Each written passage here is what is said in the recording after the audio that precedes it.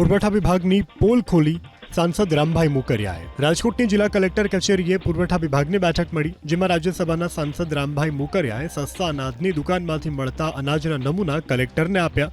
રામભાઈએ દાવો કર્યો કે સસ્તા અનાજની દુકાનમાં હલકી ગુણવત્તાના ઘઉં, ચોખા, દાળ, ચણાનું વિતરણ કરવામાં આવે છે. સાંસદની રજૂઆત બાદ જિલ્લા કલેક્ટરે તપાસના આદેશ આપ્યા.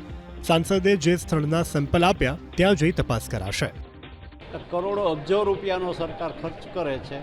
હવે એમાં જે અનાજ આજે મારી પાસે નમૂના આવ્યા એ ભેળસેળવાળું અથવા જીવજંતુવાળું અથવા કચાશવાળું હતું.